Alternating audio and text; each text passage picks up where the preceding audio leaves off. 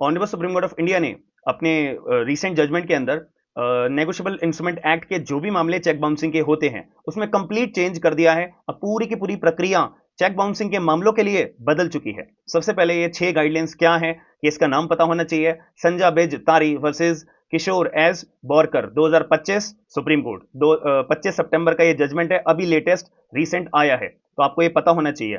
तो 6 बातें क्या हैं। सबसे पहली बात, ड्यूअल सर्विस ऑफ समन। इसका मतलब क्या है कि जब कोर्ट के द्वारा एक्यूज को सम्मन भेजा जाता है तो ऐसे केस में एक ऑप्शन दे दिया जाना चाहिए इन एडिशन के तौर पे कि एक्यूज आप भी जो है एक्यूज को उसके घर पे जाके सम्मन दे देना। इसको कानूनी भाषा में दस्ती सम्मन बोलते हैं। और जब कंप्लेनेंट जो है एक्यूज के घर पे सम्मन दे आएगा और कंप्लेनेंट जो है कोर्ट में एक एफिडेविट जमा करेगा कि जज साहब मेरे द्वारा एक्यूज को सम्मन दे दिया गया है। प्लस सम्मन जो है वो इलेक्ट्रॉनिक मोड का इस्तेमाल करके भी एक्यूज को दिए जा सकते हैं, ये लीगली तौर पे वैलिड होगा। ये बात पहली पॉइंट अपना क्लैरिफाई करा है।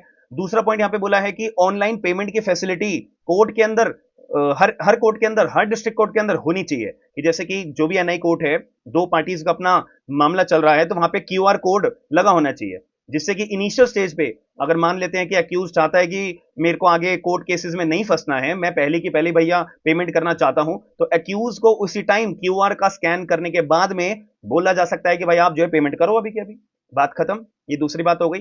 तीसरी बात यहां पे आ जाती है, यहां पे बोला है कि मैंडेटरी सिनॉप्सिस, ये बहुत इंपॉर्टेंट चीज है जो आपको पता होनी चाहिए। मैंडेटरी सिनॉप्सिस यहां पे क्या है कि जब अगर कोई भी व्यक्ति जो एग्रीव्ड है, जो परेशान है, जिसके पैसे नहीं मिले हैं, चेक बाउंस हो चुका है, 138 का मामला वो दायर करना चाहता है, तो उस केस में जो कंप्लेंट होगा उसको कंप्लेंट अपनी पूरी बनानी पड़ेगी, ड्राफ्ट करनी पड़ेगी। उससे पहले उसको एक सिनॉप्सिस भी बनाना पड़ेगा, मुद्दे की बातें सारी लिखनी पड़ेंगी, पार्टीज कौन कौन है, क्या मामला है। और इस सिनॉप्सिस का एक पूरा फॉर्मेट भी सुप्रीम कोर्ट ऑफ इंडिया ने अपना जारी करा है। वो फॉर्मेट में आपको स्क्रीन के ऊपर दिखा दूंगा और अपने टेलीग्राम ग्रुप पे भी आपको वो शेयर, पूरा का पूरा सिनॉप्सिस मैं आपको दे दूंगा।